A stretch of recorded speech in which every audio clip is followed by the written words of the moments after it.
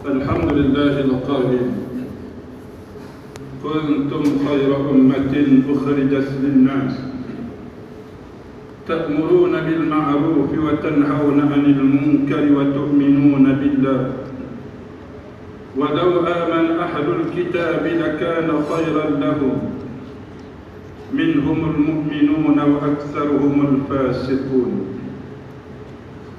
أشهد أن لا إله إلا الله وحده لا شريك له وأشهد أن محمدا عبده ورسوله اللهم صل وسلم على سيدنا محمد وعلى آله وصحبه أجمعين أما بعد فيا أيها المسلمون اتقوا الله أوصيكم وإياي بتقوى الله فقد فاز المتقون قال الله تعالى في القرآن الكريم أعوذ بالله من الشيطان الرجيم يا أيها الذين آمنوا اتقوا الله حق تقاته ولا تموتن إلا وأنتم مسلمون. Sidang jemaah tetamu Allah Subhanahu wa taala sekalian, khatib berpesan kepada dirinya dan mengajak kepada sekalian jemaah yang hadir, marilah kita bersama-sama meningkatkan ketakwaan kepada Allah Subhanahu wa taala dengan melaksanakan segala titah perintahnya, dalam masa yang sama meninggalkan segala larangan dan juga cegahan Allah Subhanahu wa taala. Marilah kita memberi sepenuh tumpuan kepada khutbah yang disampaikan. Janganlah berbual-bual dan berleka-leka dengan telefon bimbit. Semoga khutbah ini memberi manfaat kepada kita semua. Pada hari yang mulia ini, khatib akan membicarakan khutbah yang bertajuk Menjadi Umat yang Terbaik.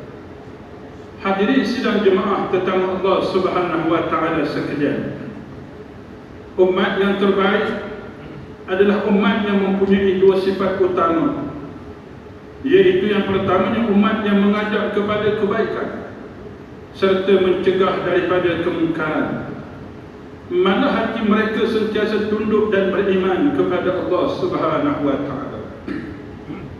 Tidak dinafikan umat dan generasi yang terbaik adalah generasi yang berada pada zaman Rasulullah sallallahu alaihi wasallam. Hadis daripada Abdullah bin Mas'ud radhiyallahu anhu bahawa Rasulullah sallallahu alaihi wasallam bersabda, khairun nas qarni thumma alladhina yalunahum thumma alladhina yalunahum. Sebaik-baik manusia ialah pada generasiku, kemudian generasi berikutnya, kemudian generasi berikutnya. Riwayat Al-Bukhari dan Muslim. Selari dengan arus kemodenan semasa, ciri umat Islam terbaik adalah umat yang berintegriti, berilmu pengetahuan, berakhlak mulia dan berkasih sayang. Sifat ini boleh diterjemahkan melalui kepribadian dan tingkah laku dalam amalan kehidupan seharian. Amalan ini perlu diperluaskan dalam kerangka kehidupan manusia, merangkumi kebajikan rakyat berbilang kaum, pembelaan golongan wanita, kanak-kanak, warga emas, golongan fakir dan miskin, anak yatim, mu'allaf, OKU, para pesakit dan gelandangan. Ini bermaksud umat yang terbina tanpa mengira kaum dan agama perlu bersama-sama berganding bahu menjaga keharmonian dan membangunkan negara.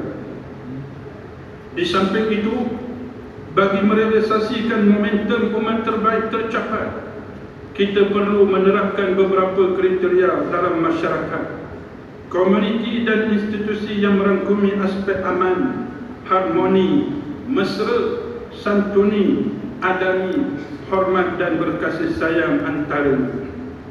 Yang pertamanya, jauhi sebarang bentuk fitnah dan penyebaran maklumat palsu. Sejak akhir-akhir ini, penyebaran fitnah dan maklumat palsu dilihat menjadi tren dan juga menjadi kebiasaan dalam masyarakat. Senario buruk ini berkembang dengan pantas seiring dengan kecanggihan perkembangan teknologi maklumat dalam dunia tiada sempadan. Situasi ini amat membimbangkan kerana penyebaran fitnah dan maklumat palsu boleh mengancam keselamatan dan keharmonian masyarakat serta negara. Firman Allah Subhanahu wa taala di dalam suratul Qadam pada ayat yang ke-10 dan 11. A'udzu billahi minasy syaithanir rajim. Wa la tuti' kulla haddafin mahin hammadin masya'in binamin. Dan janganlah engkau berkisar dari pendirianmu yang benar, dan jangan menurut kemahuan orang yang selalu bersumpah, lagi yang hina pendapatnya dan amalannya, yang suka mencaci, lagi yang suka menyebarkan fitnah hasutan bertujuan untuk memecah belahkan orang ramai. Yang keduanya, hindarkan diri daripada persepsi dan tanggapan negatif dengan mencetuskan sentimen fanatik perkauman, melakukan hasutan, penghinaan serta unsur-unsur yang bercanggah dengan nilai Islam. Pupuklah nilai perdamaian dalam hubungan sesama manusia dengan tujuan saling memahami dan juga saling menghormati antara satu sama lain. Ibarat bukit sama didaki, lurah sama dituruni. Ini dapat dilihat ketika kedatangan risalah Islam di Mekah. Rasulullah sallallahu alaihi wasallam telah mendukung dan memartabatkan hak-hak umat Islam di Mekah dan Madinah, sehingga berjaya membebaskan musyrikin Mekah daripada kezaliman dan kegelapan jahiliah kepada cahaya keadilan Islam. Jauh daripada sifat fanatik, malah mendamaikan puak-puak yang bermusuhan serta mempamerkan keindahan Islam. Ini bertepatan dengan hadis Rasulullah sallallahu alaihi wasallam yang menganjurkan sifat rahmah dan kasih sayang antara sesama insan, sebagaimana hadis riwayat daripada Abu Hurairah radhiyallahu anhu bahawa Rasulullah sallallahu alaihi wasallam bersabda, "Ya ayyuhan nas, innama ana rahmatun muhdah." Wahai manusia, sesungguhnya aku ialah rahmat yang dihadiahkan kepada kamu. Riwayat Al-Hakim. Yang ketiga, momentum umat terbaik perlulah konsisten menyeru manusia beriman ke arah melakukan kebaikan dalam masa yang sama menjauhi perbuatan mungkar. Sebagai umat pilihan, pamerkanlah contoh teladan terbaik kepada bangsa dan penganut lain dengan akhlak mulia, supaya Islam dan umat Islam itu disanjung dan dihormati. Sentiasalah menjaga izzah umat dan agama Islam, kerana ianya akan menjadi penentu kepada kejayaan sebuah tamadun atau negara. Allah Subhanahu wa taala berfirman di dalam suratul Munafiqun pada ayat yang ke-8. A'udzu billahi minasy syaithanir rajim. Yaquluna la in raja'na ila al-Madinah la yukhrijanna al-a'azzu minha al-adhall walillahi al-'izzatu wa lirasulihi wa lilmu'minin walakinna al-munafiqina la ya'lamun. Sadaqallahul 'azim. Mereka berkata lagi, demi sesungguhnya jika kita kembali ke Madinah daripada medan perang, sudah tentu orang-orang yang mulia lagi kuat di pihak kita akan mengusir keluar dari Madinah orang-orang yang hina lagi lemah yang di pihak Islam. Padahal bagi Allah dualah kemuliaan dan kekuatan itu, bagi Rasulnya serta bagi orang-orang yang beriman. Akan tetapi golongan yang munafik itu tidak mengetahui hakikat yang sebenar. Yang keempat, umat terbaik perlu bersama-sama mengembeling tenaga tanpa prejudis atau sebarang konspirasi demi menjamin kesejahteraan dan keharmonian. Negara tidak akan berdaya saing dan maju ke hadapan sekiranya kita masih terbelenggu dengan tabiat tidak kisah dan tidak ambil peduli terhadap isu-isu yang melibatkan kepentingan negara. firman Allah Subhanahu wa taala di dalam surah Ali Imran pada ayat 104. A'udzu billahi minasy syaithanir rajim. Wal takum minkum ummatun yad'una ilal khair wa ya'muruna bil ma'ruf wa yanhauna 'anil munkar wa ulaika humul muflihun. Shadaqallahul azim. Dan hendaklah ada antara kamu segolongan umat yang menyeru kepada kebajikan, menyuruh kepada perkara yang ma'ruf dan mencegah daripada perkara yang mungkar. Merekalah orang-orang yang beruntung. Hadirin sidang jemaah tetamu Allah Subhanahu wa taala sekalian, dalam membina momentum umat terbaik, mulakan langkah menyantuni masyarakat tanpa mengira kaum dan agama dalam aspek kebersamaan dengan penekanan elemen keharmonian, elemen toleransi dan perpaduan. Dalam hubungan masyarakat majmuk, Rasulullah sallallahu alaihi wasallam istiqamah berlaku adil dengan non-muslim. Baginda mempamerkan nilai kemanusiaan yang tinggi dalam aspek interaksi sosial. Ini menunjukkan Islam meletakkan penghormatan yang mulia dan tinggi kepada manusia tanpa mengira warna kulit, jantina, keturunan ataupun bangsa seseorang itu.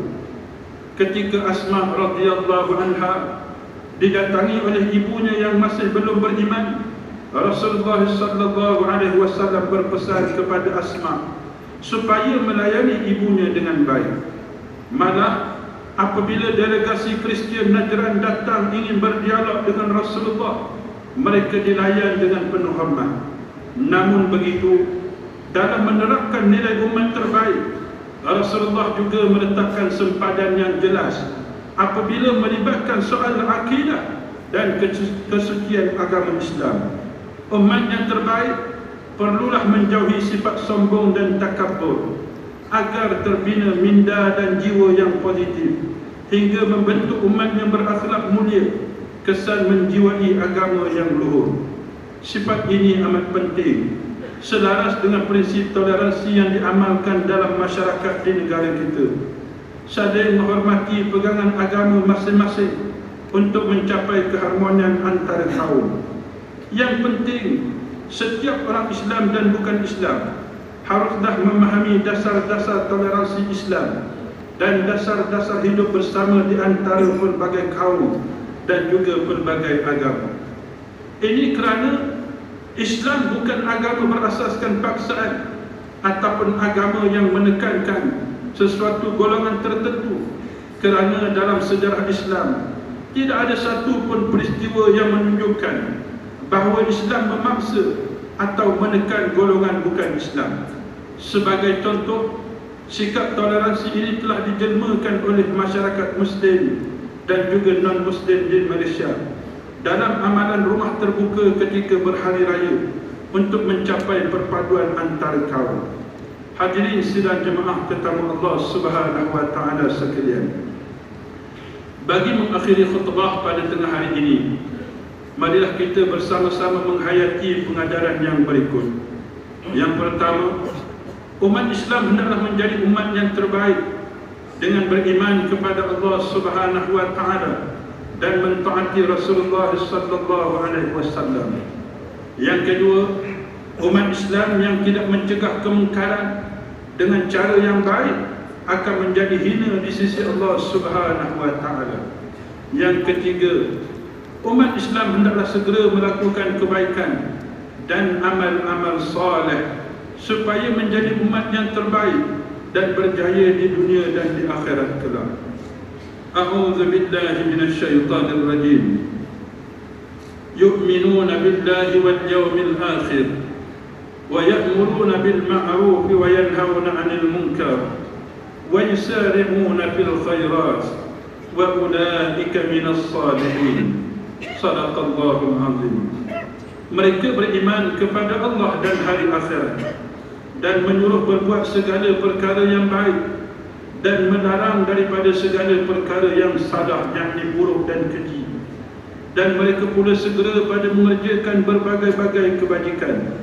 Mereka yang sedemikian sifatnya adalah daripada orang-orang yang saleh. Surah Ali Imran ayat 114. Barakallahu li wa lakum fil Qur'anil azim wa naf'ani wa iyyakum bima fihi min al-ayati wa dhikril hakim wa taqabbala minni wa minkum tilawatahu innahu huwas samiul alim. أقول قولي هذا وأستغفر الله العظيم لي ولكم ولسائر المسلمين والمسلمات فاستغفروه إنه هو الغفور الرحيم.